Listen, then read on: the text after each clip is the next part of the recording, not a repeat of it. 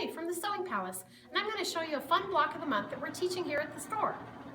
Right down here is our new pattern from Gen X Quilters, and it features this quilt, and we'll do 2 blocks this first month. So I'm going to show you how to make these blocks. It's Lady of the White House and Lady of the Lake, 2 different renditions in a modern setting. So these 2 blocks are sitting over here, and there's one in batik with one background, and there's another one with a different background. We also have it in a modern setting behind me, showing the whole quilt. This is one of the blocks with one background here. And then up top, there's a block featured with a different colored background. So during this month, you will be making 2 blocks with 2 different backgrounds. So let me show you how it's put together. You'll be making a 9-patch block, and this will really teach you a lot about accuracy. So these are small little squares, and when you assemble them, you're going to sew them with a 1/4 inch seam. You'll notice this unit, the darks are on the outside, and this unit, the darks on the inside, and then again a repeat with the darks on the outside. When you press your seams, you want to press them towards the dark, and then you'll sew those together. There's another way that you can sew this block is by strip piecing. So if you want to strip piece this block, you will take some strips of lights and darks, and you'll make a unit with the dark in the middle. You'll also make a unit with the dark on the outside. So you'll end up with 2 pieces, one with the dark on the outside and one with the dark in the middle. You'll subcut from these units your small strips. When you subcut, you'll really want to make sure that you're cutting them straight. Since these are small squares, if you're not an accurate presser or cutter or sewer, it will really show in the end. So if you line up your strip set along your ruler and mat, you can make sure that when you cut these again, you cut them nice and straight from the seams. These are cut at 1 1/4, so you'll end up with a unit that will look like this. Then from the other strip set with the darks on the outside, you'll end up with units that look like this, and you'll sew them together to make a 9-patch unit like this. So that's your 9-patch unit. That's if you want to strip piece it, or the first way I showed you was just traditional piecing. Then the unit that you're going to make is a very traditional unit. It's called a 1/2 square triangle. So the way that you make a 1/2 square triangle is you have 2 squares, they're cut the same size, and you lay them right sides together, and then you use a ruler to mark diagonally from point to point with some sort of marking utensil. This is a chalk aligner, and then this is a small Creative Grids 2.5 by 12.5 inch ruler. After you've marked that line, you're going to sew on each side of the line. So this one's been sewn and cut. You'll sew a 1/4 inch on each side of the line. The nice thing about this pattern is she has you cut them larger.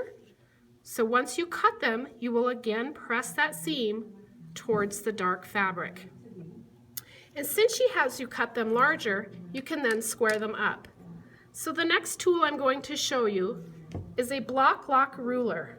And it's a 1/2 square triangle ruler, and it has a recessed edge underneath that's cut out with a router. What's nice about that is it's going to sit right on your seam. So after you've sewn your block, remember after you've sewn the 2 squares, you'll yield 2. You're going to press that towards the dark, and then you're going to square this up. So when you lock a block lock into a seam, it will set right into the seam.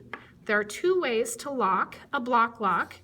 You can see right here that the point is not on the diagonal line. So you want to make sure when you lock it in, your point is on the diagonal line. So you're going to slide that down, and you'll want a sharp rotary cutter, and I'm going to trim this down to 2 3/4. So I'm going to trim a little bit here, and then all you have to do is slide your ruler to the correct position. So this one goes to 3 1/2. You'll keep this on the diagonal, and you'll slide it so that you get to 2 3/4. And then you'll trim. When you're done, you end up with a perfect half square triangle unit. Sorry, I'm cutting in a funny angle here. And there's your unit. So it's trimmed down perfectly, and then you're going to assemble it in your blocks. So let's go over to our blocks again over here. This is made up of half square triangle units, and here are the 9 patches that we talked about. The fun thing about half square triangle units is they make so many different shapes. So this is a pinwheel shape, and the pinwheels can line up with your darks against your 9 patch blocks, or you can rotate them and create an entirely different shape. That's the beauty of quilting, is being able to have the creative license to make something your own. So that's an entirely different look. And then yet again, you can rotate them so that the light fabric is now touching, and your pinwheel just points a different direction. So the light is now lined up with that. If you look at the quilt behind me, we'll look at this block, and you'll see that the pinwheel can go even with that 9 patch unit, or like the one I just showed you, just rotating that pinwheel unit gives you a different look. It's totally up to you how you want to lay out your quilt. It is your quilt, and you have the right to change it however you like. So this is the Moccasin quilt, and this is block 1. So you'll be making 2 blocks this month, one with one background and one with another. So if you're doing the batik colorways, you'll see we have 1 block in gold, 1 block in teal, and lastly I'll refer to the big quilt up on the wall, and you'll be doing 1 block in the melon down here, and then 1 block up here with a teal background. So I wish you all luck, happy quilting, and we'll see you at the next class. Thank you.